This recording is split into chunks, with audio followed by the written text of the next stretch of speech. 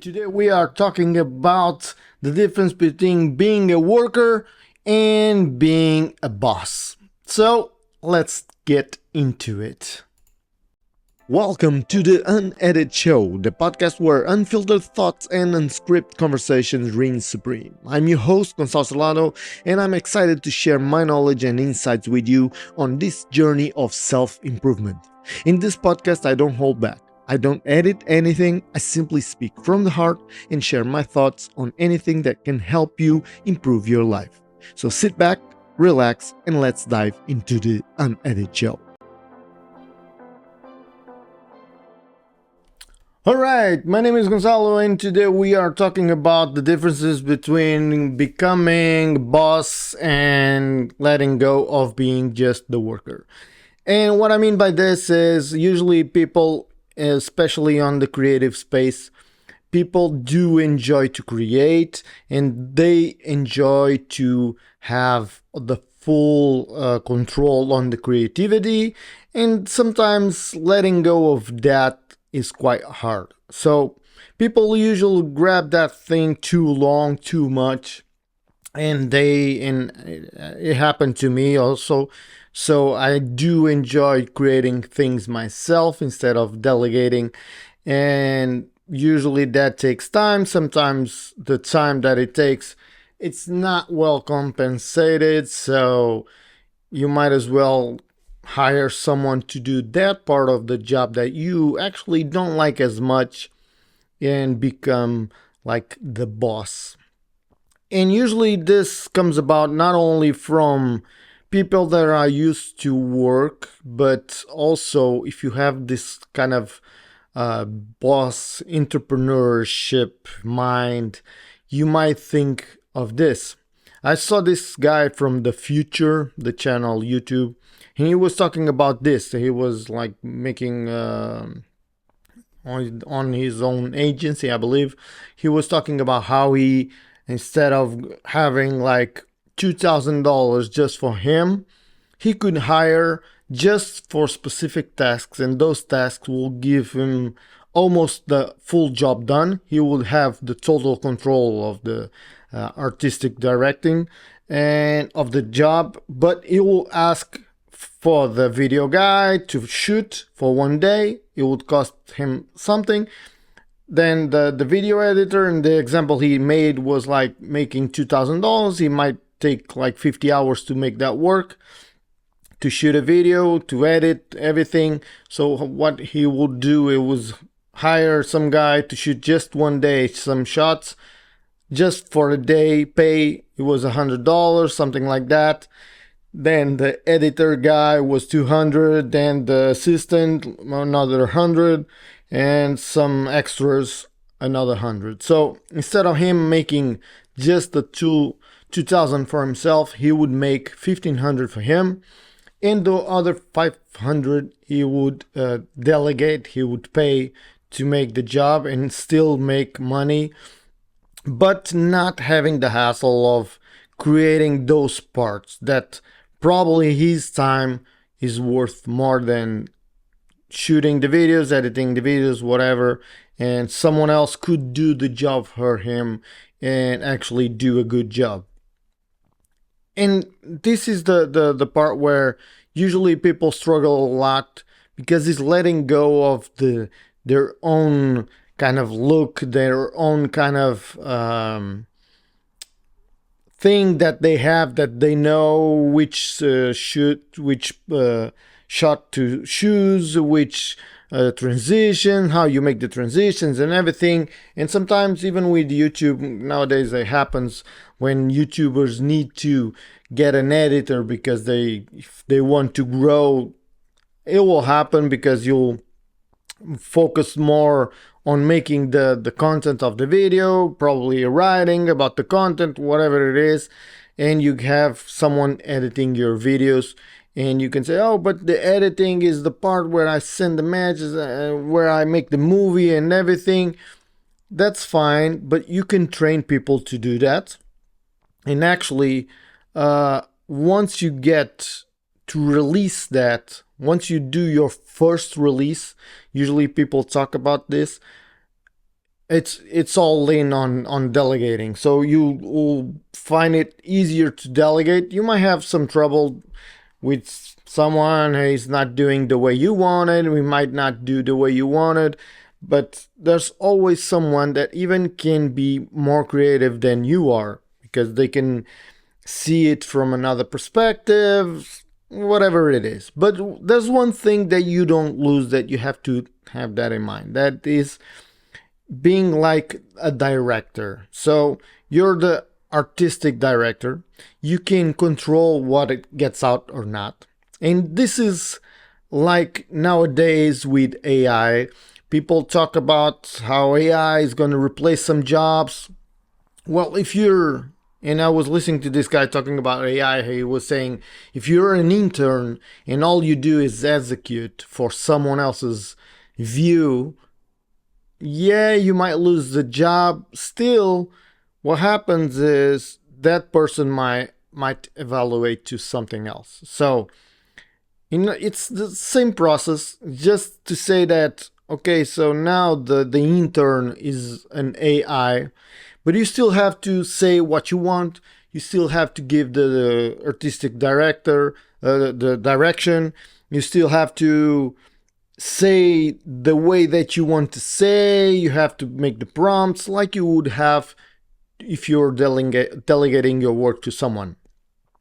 And the good thing with all of this is, and as you see yourself doing this, you get your mind into that kind of business mentality where you see that someone else or something else can do the work for you. Whether it's AI, whether it's someone that you hire, whether it's like most rich people say that you have to put your money to work for you. And so this kind of mentality, unless you're trained from just being born into wealth, you might see that some people that are born into wealth have this mentality already. Well, the money work for them, they don't work for money. They do investments that they can have a return. They always think differently than most people. And when you're on a worker mentality and you start even making more money, usually you think about, oh no, but I can make, why should I give 500 to all these people and only earn 1,500 if I could earn the 2,000 all for me? And usually that's the change that it has to happen. If you don't have the mentality, you need to let go of the mentality of a worker. And you see that while people are working in the job that you're giving to them, so if you're hiring someone to do like the editing and you're not losing those 10, 20 hours of editing, you can grab those 20 hours and do something else. Whether it's making contacts with other people, maybe even if you don't want to do anything else, you can actually learn some tricks, some new things, some new skills, whatever it is that you can compile on your already artistic vision. It doesn't have to be just artistic, but we're talking about creators here. So the thing is, once you change that mindset, that you can actually recover that time that you're giving to someone to use it for something else, whether it's learning, whether it's listening to a podcast, whether it's making your own podcast, or just making things that you actually like and not losing time with the things that you don't. Because what happens also is, sometimes if you're just by yourself and you're a creator and you're struggle with editing, it's not something that you really like, or you struggle with making thumbnails, it's not something that you really like, what happens and what usually happens is you kind of push them away. And by pushing them, if you're struggling with something that you have to do and you have it on your to-do list, that thing might even contaminate, like it's like this kind of contamination bug that it's growing and pushing everything to the side, so you don't feel like, oh, I don't feel like doing that. So if that's the first thing on your list, it might like contaminate the second and the third, so you're not doing not even the second or the third that you could have been doing, because your mind keeps thinking of that one thing that you need to do but you're not doing it, so you kind of end up on pushing everything.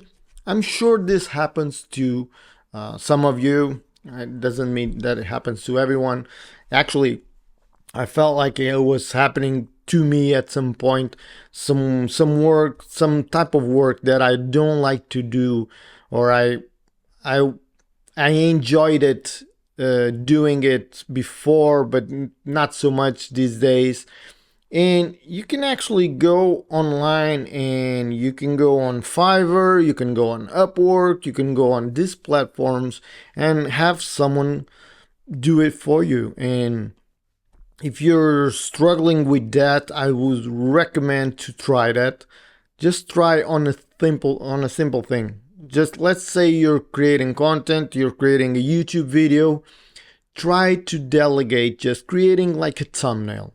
Okay, just grab a couple of pictures, grab whatever text it is, go on Fiverr, find someone that you want to do thumbnails. There's a lot of people there, and you might think, oh, but I don't pay for thumbnails. Okay, but if you're making money out of YouTube, you could actually spend something, because by doing better thumbnails, you might get more views, and with more views get more money. So it's kind of an investment. You got to think as an investor. And that's the main issue usually with people buying this kind of services.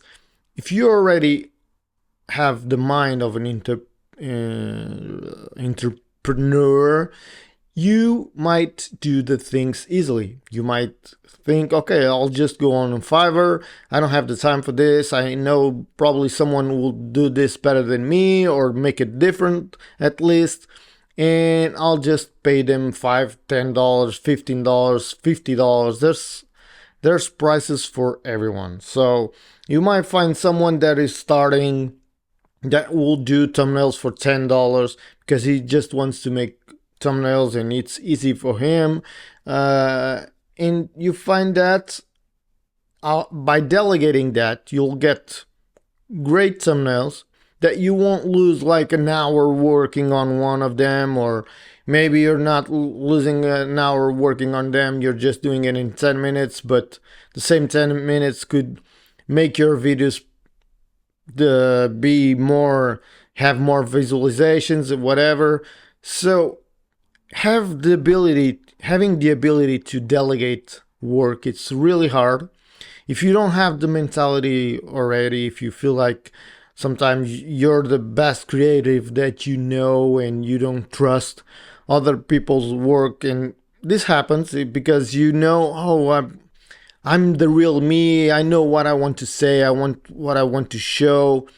But you can direct people. You can be the director. Usually people if you watch any movie, there's a lot of people working and there's a lot of people directing in different areas. So there's the guy who's directing, he knows what he wants. He knows how to create. You just have to create that road for the workers to walk on it and design whatever you need to design or whatever you need to create.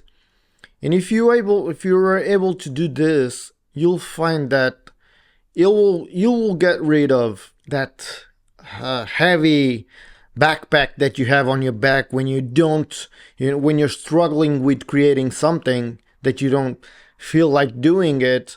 And also you might have you might see different perspectives. People might have another background in design or whatever it is, and it will design the things very differently from you. And you might look at that and think, oh, I never thought of this like this. So this could be really helpful. And usually when people break through this barrier, it's very, very fulfilling when they see that they're at the point of their lives or their work that it's better for them to delegate than do them by themselves.